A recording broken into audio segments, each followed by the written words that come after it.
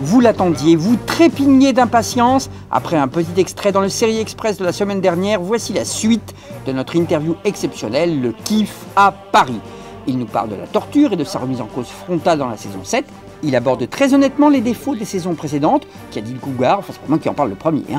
Il parle du film 24 Heures Chrono.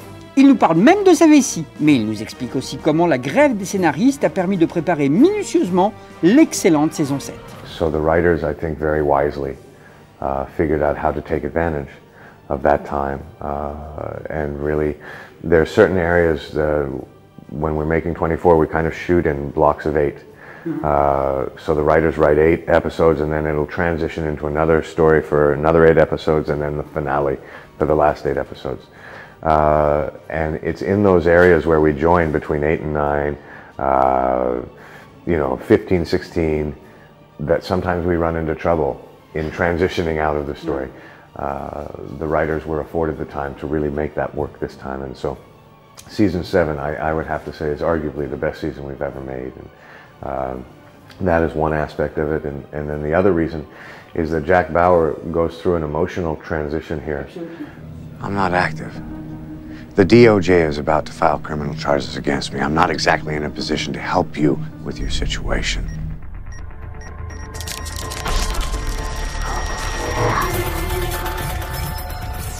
You had the terrible events of Abu Ghraib and Guantanamo Bay, and they became in the forefront, and we as a show are going to be reflective of what is happening in our society, and we have utilized in the context of a television show torture to show dramatically how urgent the situation is. Then this happened to take place in the real world and became in the forefront of the news, and so we're going to adapt to that as well. Bauer's the kind of guy, you say the wrong thing, he can go off. If he goes off, I'll call you. At the beginning of this show, everybody is pointing the finger and you're bad, and everybody in the world, it feels like, is telling you you're bad. You go, phew, and you shut off.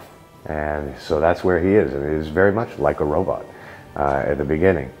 But once he starts to personally deal with it for himself, you start to see him come back to life, and you start to see this almost kind of peaceful resignation to what he has done, and that again was the most exciting thing to play, but it also provides for a very, very surprising ending for season 7.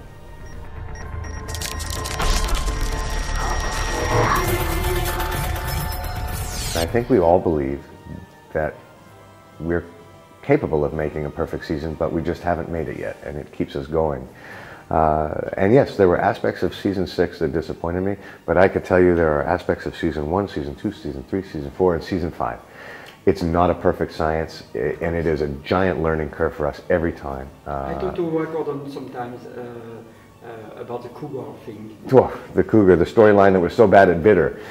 She actually got bit by the cougar, and that was the joke I made. It was just such a bad idea, it bit her. But that's part of trying. I think one of the things that I'm so impressed with our writers for, and our directors, is that there was a lot of stuff we tried too that we weren't sure about that really worked.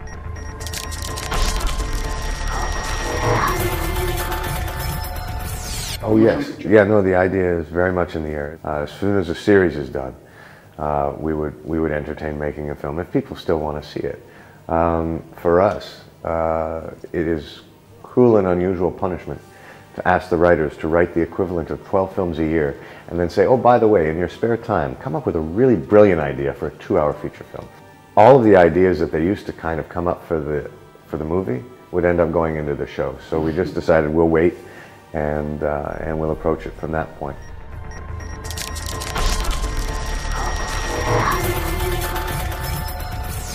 Do you know the nickname you got for the French fan of the show? No, I do not. Iron Bladder. Iron Bladder. If they only knew. If they only knew. We've always made a joke about that. I think in season 3, I made a joke that at the very beginning of one of the scenes, John Cassar was directing it, and we noticed as I was running through the doors in the lobby of this office building, there were 2 restrooms. And I ran in, 1, 2, 3, 4, 5, ran out, and the entire crew started laughing. And John said, you know, that's not a bad idea. Why don't we just do that? You know, so I ran back in. I stayed in there for a few seconds, and he figured he could cut to something else, and I would come out. It was the first thing that hit the floor. The other writers said, absolutely not. I think over the 7 seasons, I've managed to have 3 meals. One when I was actually incarcerated, and he has to eat while handcuffed to a chair. You know, I've had a donut and a thing and a couple cups of coffee, but you're right. He doesn't eat a lot, and he certainly doesn't pee.